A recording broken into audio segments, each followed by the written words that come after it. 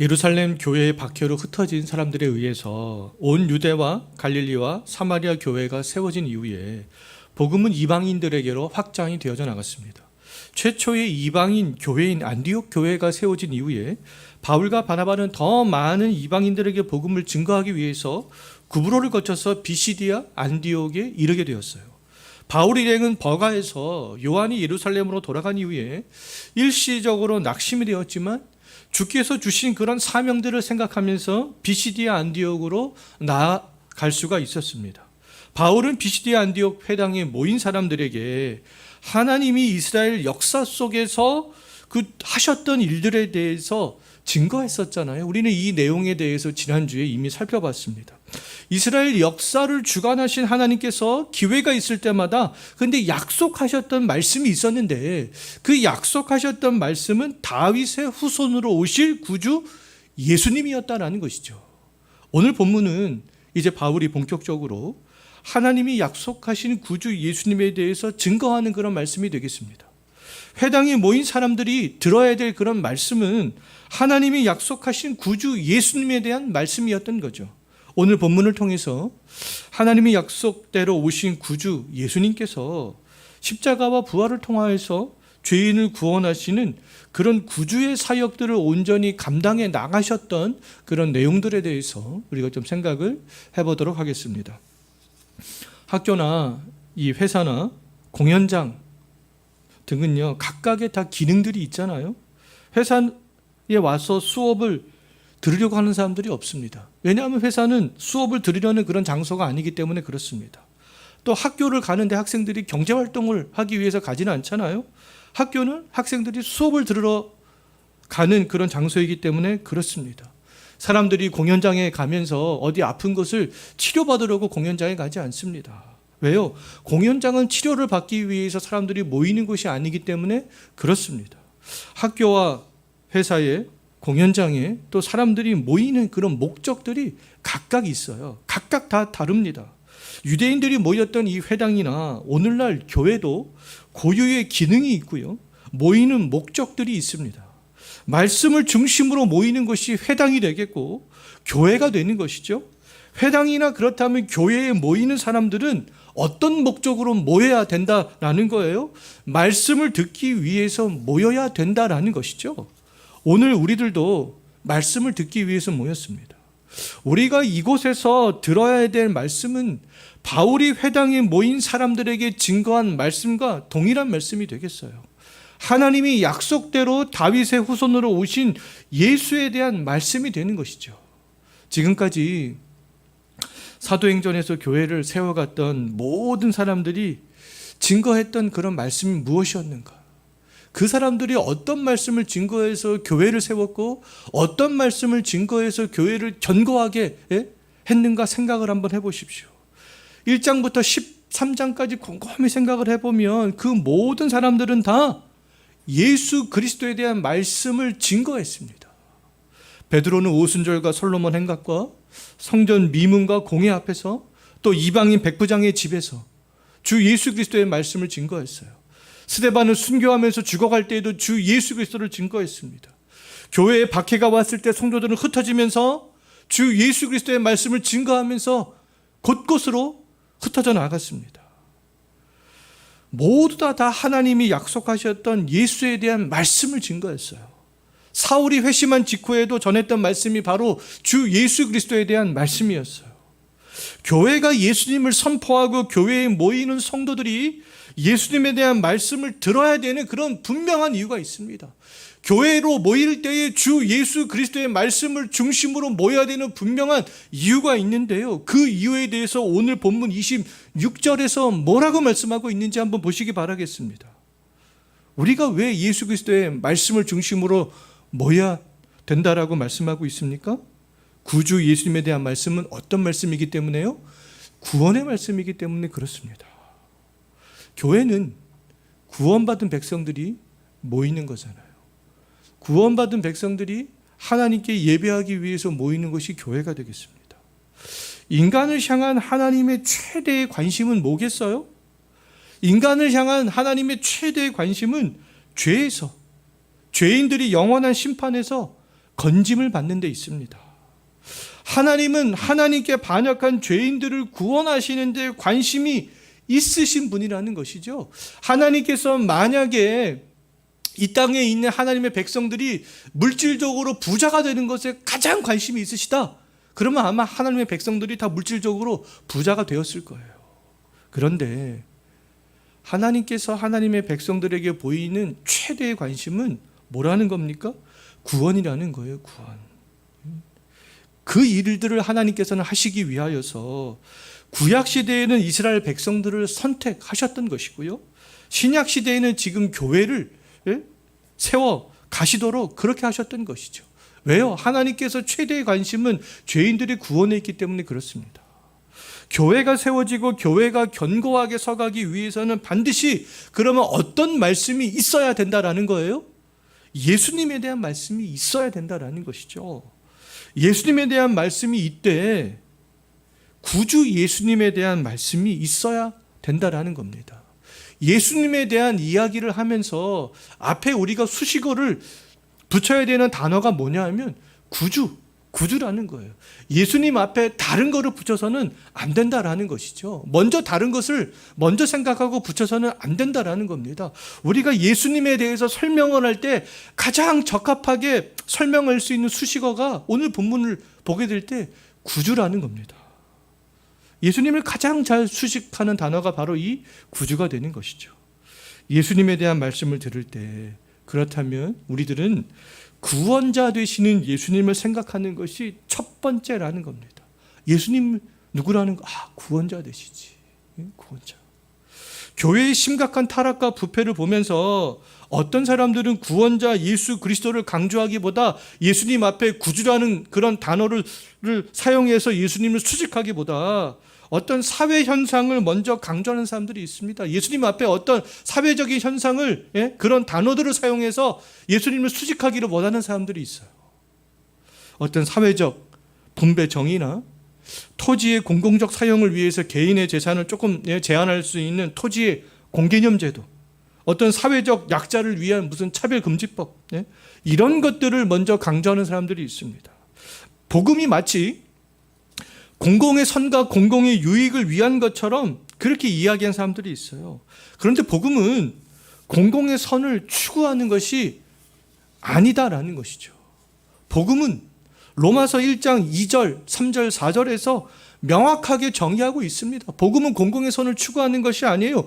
로마서에서 뭐라고 정의를 하고 있냐 하면 하나님이 선지자들을 통하여서 아들에 관하여 성경에 미리 약속하신 것이다, 이렇게 이야기를 하면서 다윗의 후손으로 오셔서 십자가에서 죽으셨다가 다시 부활하신 하나님의 아들 주 예수 그리스도가 복음이다, 이렇게 얘기하고 있습니다. 우리는 복음의 정의를 변질시켜서는 안 되는 거 아니겠어요? 정치인들은요 공공의 선을 이야기할 수 있습니다. 그런데 교회는 공공의 선을 마치 복음인 것처럼 이야기해서는 안 된다는 것이죠. 교회는 예수 그리스도를 선포하는 것이고 예수 그리스도를 이야기하는 것이 바로 이 교회가 되겠습니다.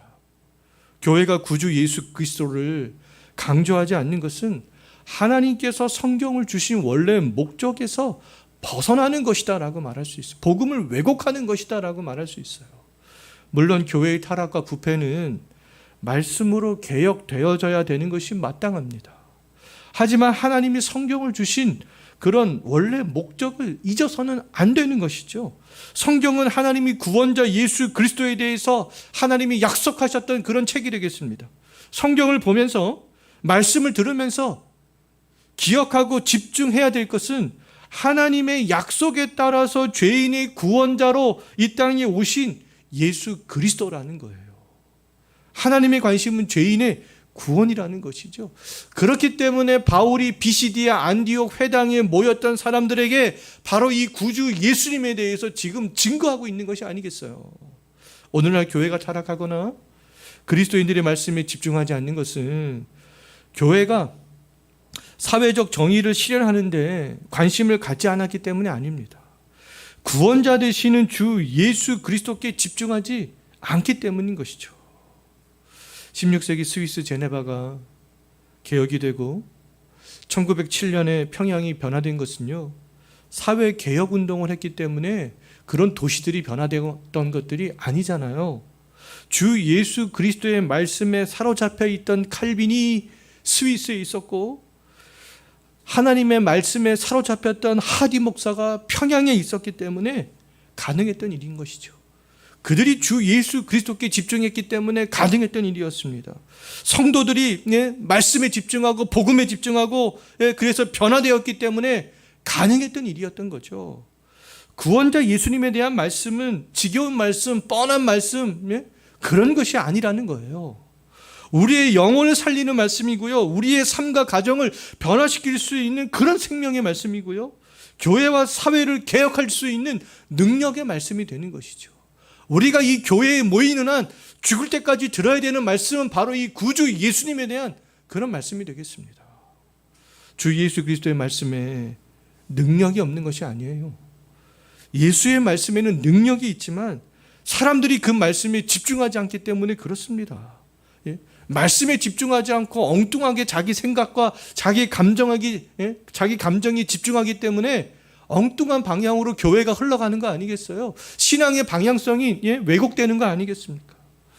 교회가 하나님이 약속하신 구주 예수님에 대한 말씀을 선포할 때 죄인들의 영혼은 변화될 수 있고요, 그리스도인들이 그 말씀에 집중할 때 하나님의 나라가 이 땅에 확장이 되고 실현되어져 나갈 수 있게 된다라는 거죠.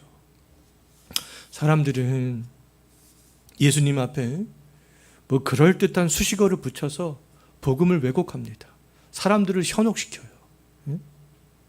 그런데 구약의 선지자들이 예수님 앞에 붙인 수식어, 그것은 바로 다윗의 후손으로 오실 구주였습니다. 선지자들은 그 수식어를 붙였던 것이죠. 다윗의 후손으로 오실 구주. 다윗의 후손으로 오실 구주를 예언했던 선지자들은 공통적으로 다 죄인의 심판과 회복을 다 강조했습니다. 죄인들이 심판당하는 것은 필연적인 사실이었지만 하나님은 영원한 심판을 말씀하지 않으시고 심판당한 그 죄인들의 회복도 약속을 하셨다라는 것이죠. 선지자들이 예언했던 회복, 어떻게 심판당한 그 죄인들이 회복될 것인가? 선지자들은요, 그 회복에 대해서 예언하기를 다윗의 후손으로 오실 구주 예수님을 통해서 회복될 것이다, 다 이렇게 예언했습니다. 우리가 매주 수요일 살펴보고 있는 구속사적인 성경개관, 지금 선지서 살펴보고 있잖아요. 선지자들이 하나같이 그날에 오실 예수님, 고난받는 종, 그 메시아를 통하여서, 구주 예수님을 통하여서, 다윗의 후손으로 오실 그 예수님을 통하여서 회복될 것에 대해서 하나같이 공통적으로 다 그렇게 예언하고 있잖아요. 그런데 유대인들은 그렇게 예언이 되어진 선지서를 읽어 내려가면서도, 외우면서도 선지자들이 구주 예수님에 대해서 예언한 그 말씀을 알지 못했다라는 것이죠. 구주 예수님에 대해서 예언한 선지서를 그들은 외우면서도 구주를 믿지 않았습니다. 그 이유가 뭐겠어요? 다윗의 후손으로 오실 그 구주, 죄에서 자기 백성을 구원하실 그 구주에 대한 이야기를 읽고 외우면서도 그 구주를 그들은 알아보지 못하고 믿지 않았던 이유가 뭐겠습니까? 선지서의 원래 의도와 상관없이 자기들 마음대로, 멋대로 그 선지서를 읽고 해석했기 때문에 그렇습니다. 그 결과 그들은 구주 예수님이 이 땅에 오셨음에도 불구하고 예수님을 죄인으로 몰아갔고 죄인으로 정죄했잖아요. 자기들이 죄인이면서 예수님을 죄인 취급했던 거죠. 그들은 성경을 보고 외웠지만 선지자들이 예언했던 구주에 대해서 그래서 오해할 수밖에 없었습니다. 요한복음 20장 31절 말씀을 보게 되면 하나님께서 성경을 우리에게 주신 목적에 대해서 분명하게 정확하게 말씀하고 있는데요, 성경을 우리에게 주신 목적은 예수님께서 하나님의 아들 그리스도이심을 믿게 하려 함이고, 우리로 하여금 예수를 믿고 그 이름을 힘입어 생명을 얻게 하기 위해서다. 그 목적을 위해서 우리에게 성경을 주셨다, 이렇게 말씀하고 있어요. 그렇다면 성경을 보면서 다른 주제에 관심을 갖기보다 하나님이 약속대로 보내신 구주 예수님께 관심을 가져야 되는 거 아니겠습니까? 우리가 성경 말씀을 듣기 위해서 교회로 모였다면 우리가 구주 예수님에 대한 그런 말씀을 듣는데 열심을 내야 되는 거 아니겠어요? 유대인들은 하나님이 성경을 주신 목적에 따라서 성경을 보지 않았죠. 자기들의 관심사 위주로 성경을 보았습니다. 자기들의 관심사 위주로 성경을 멋대로 해석했던 거잖아요. 구주로 오시는 예수님께는 관심을 두지 않고 정치적으로 강력한 힘을 발휘할 수 있는 메시아에 대해서만 관심을 가졌어요. 왜? 메시아에 대해서 관심을 가진 건 좋습니다. 하나님께 기름 부음을 받고 올 메시아. 그런데 성경에서 그 메시아가 어떤 메시아로 얘기를 하고 있습니까? 구주 예수님으로 그렇게 얘기를 하고 있잖아요. 고난받는 종으로 얘기를 하고 있습니다. 그런데 그들은 메시아만 취사 선택하고 구주 예수님은 버렸던 것이죠. 정당하게 성경을 해석하지 않았던 겁니다. 강력한 메시아를 통해서 사회가 변화되는 것에만 관심이 있었어요. 다윗 시대가 정말 강성했던 것처럼 다시 메시아를 통하여서 강성해지는 것에만 관심이 있었습니다. 로마의 압제가 물러가는 것에만 관심이 있었어요. 가난한 자가 없어지고 모두가 다 잘 먹고 잘 살게 되는 것에만 그들은 관심이 있었습니다. 메시아가 오면 이렇게 될 거야. 그렇기 때문에 죄인을 구원하러 이 땅에 오신 하나님에 대해서는 관심을 가질 수가 없었죠. 그들의 생각으로 성경을 봤기 때문에 그렇습니다. 이처럼 성경을 보면서 구원자 예수님께 집중하지 않으면 자기들의 기호에 따라서 성경을 해석하거나 아니면 이 시대가 요구하는 것, 시대 정신에 따라서 성경을 해석하게 될 수밖에 없어요. 목적에서 벗어난 성경 해석을 따르게 되면 결국에는 어떻게 될 수밖에 없겠어요? 신앙생활의 방향성이 달라질 수밖에 없다라는 것이죠. 성경을 보면서 공공의 복리를 강조하는 사람들은요, 공공의 복리를 실현하는 그 방향성으로 신앙생활을 하게 될 수밖에 없습니다. 교회 와서 듣는 이야기가 구원자 예수가 아니라 어떻게 하면 공공의 복리를 실현해 나갈 것인가, 거기에 대해서만 이야기를 들을 수밖에 없는 거 아니겠어요? 이단들은 성경을 보면서 교주를 신격화하기 때문에 교주를 믿는 그런 신앙생활들을 할 수밖에 없는 거 아니겠습니까? 성경을 보면서 기복주의를 강조하는 사람들은 물질의 복을 얻기 위해서 신앙생활을 할 수밖에 없게 되는 것이죠. 유대인들도 선지서를 읽고 외웠지만 잘못된 해석을 했어요. 하나님이 약속한 구주 예수가 오셨지만 오히려 예수를 죄인 취급하면서 빌라도에게 넘겨주었고요, 죽음에 이르게 했던 거죠. 그러나 이들의 행동은, 이렇게 예수님을 죽음으로 몰아갔던 이들의 행동은요, 그 누구도 예상할 수 없었던, 그 당시 유대인들이 성경을 오해했던, 잘못 해석했던 유대인들이 예상할 수 없었던 뜻밖의 결과를 가져오게 되는 것을 볼 수 있습니다. 어떤 뜻밖의 결과를 가져왔는지, 유대인들의 입장에서는 뜻밖의 결과이죠. 어떤 뜻밖의 결과를 가져왔는지 27절 한번 보시기 바라겠습니다. 그들은 선지자들의 말을 이해하지 못해서 예수를 정죄하고 죽음에 이르게 했지만 결과적으로는 그들의 행동이 어떤 결과를 낳게 되었다라는 겁니까? 선지자들의 말이 이루어지게 하는 그런 결과를 낳았다라는 것이죠. 선지자들이 구주 예수님에 대해서, 다윗의 후손으로 오실 예수님에 대해서 예언을 했었는데 또 어떤 예언을 했어요? 장차 다윗의 후손으로 오시는 구주가 고난을 받으시고 죽으실 것도 선지자들이 이미 다 예언을 했습니다. 근데 그 구주 예수님은 선지자들의 예언대로 고난을 받으시고 죽으셨던 것이죠.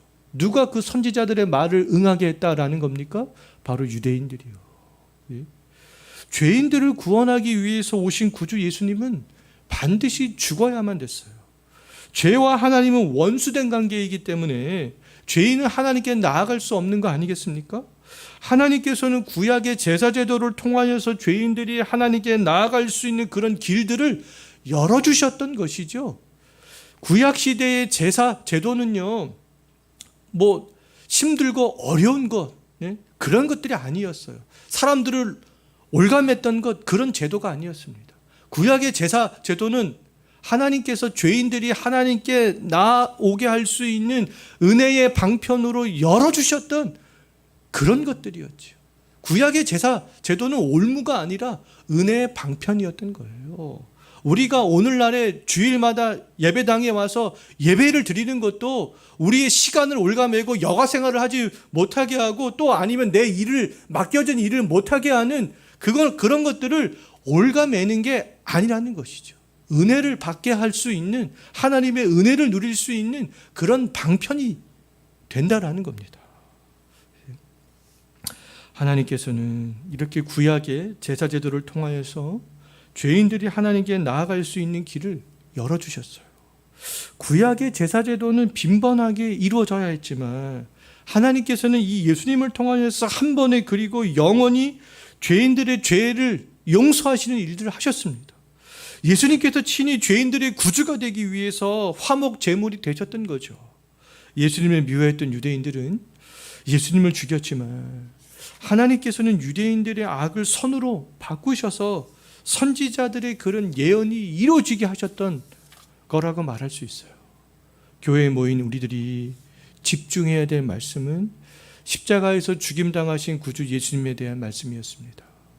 약속대로 구주 예수님을 보내신 하나님과 하나님의 약속을 죽기까지 성취하신 예수님과 하나님과 예수님이 하신 그 일들 우리들이 믿어질 수 있도록 우리 영혼에 적용을 시키는 일을 하시는 성령님의 은혜를 기억하는 것이죠. 우리는 그 삼위의 하나님께서 우리의 구원을 위해서 하신 일들을 기억하는 겁니다. 그것을 집중하는 거죠. 아직 이 은혜가 없는 성도들이 우리 주변에 있을 때에는 성령께서 정말 그들에게도 역사하셔서 그들의 말씀을 들을 때 예수님께서 십자가에서 하시는 일이 그들의 심령 속에서 적용되고 믿어질 수 있도록 기도하는 것이 아니겠습니까? 구약 성경에서 구주 예수님이 십자가에서 죽는 것 외에 하나님이 구주 예수님에 대한 약속한 그런 말씀은 또 하나가 있는데요. 그 말씀이 무엇인지 30절 한번 보십시오. 어떤 약속을 하셨어요? 하나님이 구주 예수님을 죽은 자 가운데서 다시 살리실 것이다. 이 약속도 선지자들에게 이미 하셨다라는 겁니다. 32절도 한번 보십시오. 바울은 다윗의 후손으로 오신 예수 그리스도의 부활은 이미 조상들에게 약속되었던 것이라고 지금 말씀하고 있잖아요. 십자가가 즉흥적으로 일어난 일이 아니듯이 부활도 사람들이 지어낸 허구가 아니라는 것이죠. 부활은 이미 하나님이 예고하셨던 일이고 약속하셨던 일들이 되겠습니다. 바울은 하나님의 약속대로 예수님이 부활하셨다는 사실을 증거하기 위해서 오늘 본문에서요 2가지 근거를 들고 있습니다. 예수님의 부활은 역사적 사실이야. 그 근거로 비시디아 안디옥 회당에 모인 사람들에게 2가지 근거를 들면서 이야기를 하고 있죠. 첫 번째 근거는 31절에 있습니다. 첫 번째 근거가 뭐예요? 구주 예수님의 부활이 허구가 아니라 역사적 사실이라는 것들을 증명하기 위해서 누구를 언급하고 있습니까? 부활의 증인들을 언급하고 있잖아요. 부활의 증인들이 있다. 부활을 목격한 사람들이 있다라는 거잖아요. 부활하신 예수님은 여자들과 제자들을 비롯하여서 500명 이상에게 보이셨다라고 고린도전서 15장 6절에서 말씀하고 있잖아요. 바울이 비시디아 안디옥의 회당에 있을 때 예수님의 부활을 목격한 500명 이상의 증인들은 거의 대다수가 다 살아 있었습니다. 선지자의 글을 오해했던 유대의 대제사장들과 장로들은 예수님의 무덤을 지켰던 군인들을 돈으로 매수해서 예수님이 시신이 도난당한 것처럼 그렇게 꾸몄지만 근데 예수님의 부활을 증언해 줄 수백 명의 목격자들이 생존해 있었다라는 거예요. 예수님의 시신이 도난당했다라고 거짓 소문을 낼 수 있었던 그런 군인들의 숫자보다도 예수님의 부활을 증언할 수 있는 목격자들의 그 수가 수백 배는 훨씬 더 많았던 거죠. 예수님의 부활을 증언해 줄 사람을 한 주에 한 명씩 어떤 교회 강단에 세운다 해도 10년 이상 증언할 수 있는 사람들이 그 당시에 있었습니다. 최소 500여 장소에서 동시에 예수님의 부활을 증언할 수 있는 그런 사람들이 있었어요. 예수님의 부활은 명명백백한 사실이었기 때문에 500명 이상이나 되는 그 사람들은요, 예수님의 부활을 증거하기 위해서 자기의 목숨까지라도 버릴 수 있었습니다. 자, 바울이 두 번째로 하나님이 약속한 대로 예수님이 부활하셨다라는 그런 증거로 제시한 것이 무엇이었냐면요, 성경입니다. 성경. 선지자들의 글, 구약 성경. 자, 한번 봐봐라. 구약 성경에서 이렇게 예수님의 부활을 이미 예언하고 있지 않느냐. 바울은 유대인들이 가장 존경했던 사람 중에 한 명이었던 다윗이 기록한 그 시편을 근거로 들고 있습니다. 너희들 다윗 존경하지? 다윗이 그 구주 예수님에 대해서 그 예수님이 썩지 않고 부활할 것에 대해서 이미 증언했다라는 것이죠. 사도행전 2장 25절 이하에서 베드로도 예수님의 그런 부활을 오순절 날에 모인 그 사람들에게 증거할 때 다윗이 지은 시편 16편을 인용한 적이 있습니다. 비시디아 안디옥에서 바울이 다윗의 시편을 인용하고 오순절 날에 베드로가 다윗의 시편을 인용한 것은 바로 부활하신 예수님을 증언하기 위해서요. 다윗도 이미 그것들을 예언하고 있다라는 것이죠. 시편 2편 7절에서 다윗이 고백한 너는 내 아들이라 오늘 너를 낳았다. 이 말씀을 지금 바울이 인용하고 있잖아요. 이 말씀은 실제적으로 다윗이 예수님을 지칭했던 말씀이라는 거죠. 다윗은 장차 십자가에서 부활하실 예수님이 하나님의 아들 되심을 믿고 이런 이야기들을 했다라는 겁니다. 다윗이 자신의 후손으로 올 예수님을 하나님의 아들로 믿었다는 것은요, 예수님을 하나님으로 믿었다라는 거예요. 다윗은 부활을 경험하지 못했지만 부활에 대한 믿음이 있었습니다. 장차 오실 하나님의 아들이 부활할 것에 대한 그런 믿음이 있었던 거죠. 하나님께서는 부활의 믿음을 가졌던 다윗의 믿음을 근데 다윗에게만 주시지 않았다라는 것을 알 수 있는데요, 하나님께서는 또 다른 사람들에게 다윗이 가졌던 부활에 대한 믿음을 주실 것을 약속하셨습니다. 어떤 사람들에게 약속하셨는가? 34절 한번 보십시오. 34절에서 뭐라고 말씀하고 있어요? 하나님은 내가 다윗의 거룩하고 미쁜 은사를 누구에게 주리라 약속하셨다라는 겁니까? 바로 너희에게도 주리라. 내가 다윗의 거룩하고 미쁜 은사가 뭐겠습니까? 그 부활에 대한 신앙. 예수님께서 부활하셨다는 것. 그 믿음들을 너희에게도 주겠다 이렇게 약속하셨다는 거예요. 여기서 말하는 너희란 누구겠습니까?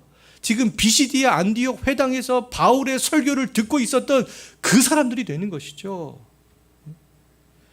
이 말씀을 듣는 그 사람들에게도 다윗과 동일한 그런 믿음을 주시겠다.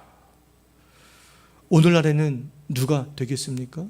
바로 이 교회에 모여서 부활하신 예수님에 대한 말씀을 듣는 그 사람들에게도 다윗이 가졌던 그 믿음을 동일하게 주시겠다 하나님께서는 약속을 하셨던 것이죠. 실제적으로 다음 주에 살펴보겠지만 비시디아 안디옥에서 예수 그리스도의 십자가와 부활에 대한 그 설교를 들었던 사람들 중에 실제로 다윗과 같은 믿음을 가졌던 사람들이 생겨나는 것들을 볼 수 있습니다. 우리들 역시 주 예수 그리스도의 십자가와 이 부활에 대한 이야기를 들으면서 다윗과 동일한 그런 신앙을 갖게 되었잖아요. 앞으로도 그렇다라는 것이죠. 하나님의 구주 예수님에 대한 말씀을 듣는 사람들 중에 이제는 그 예수님이 하나님의 아들로서 오시는 우리의 죄를 용서하기 위해서 오신 분이 맞구나, 그분이 십자가에서 죽지만 않으시고 부활하셨구나 라는 믿음을 동일하게 갖게 될 수 있다는 겁니다. 교회사 2000년 동안 하나님의 약속대로 수많은 사람들이 다윗처럼 부활의 믿음을 가져왔잖아요. 하나님께서는 오늘 이 자리에서 구주 예수님에 대한 말씀을 듣는 우리들에게도 동일하게 약속하고 있다라는 것이죠. 말씀을 듣다 보면 분명히 부활에 대한 믿음이 생기게 될 수 있다는 겁니다. 말씀 외에 십자가와 부활에 대한 믿음을 가질 수 있는 그런 방편이 없다라는 거예요. 구주 예수님에 대한 말씀, 십자가에 대한 말씀, 죄 용서를 하기 위해서 이 땅에 오신 그 예수님에 대한 말씀, 부활하신 그 예수님에 대한 말씀, 예수님을 수식할 수 있는 단어들은 그것밖에 없습니다. 그러한 말씀을 들을 때 우리에게도 그런 믿음이 생길 수 있게 되는 것이죠. 말씀 외에 2000년 전에 오신 예수님이 우리의 유일한 구주가 됨을 믿을 수 있는 방편은 없다라는 거 아니겠습니까? 때문에 바울도 비시디의 안디옥에서 말씀을 들으라, 지난주에 살펴봤죠. 말씀을 들을 것을 권면한 이후에 예수님에 대한 말씀을 지금 증거하고 있는 거 아니겠습니까? 저 역시도 마찬가지입니다. 저 역시 매주마다 제가 다른 이야기를 하지 않고 성경에 있는 말씀을 증거하고 있는 것도 동일한 선상인 것이죠. 자, 이제 말씀을 마치겠는데요. 우리의 구원을 위해서 우리가 들어야 될 말씀은 하나님의 약속대로 오신 구주 예수님에 대한 말씀이 되겠습니다.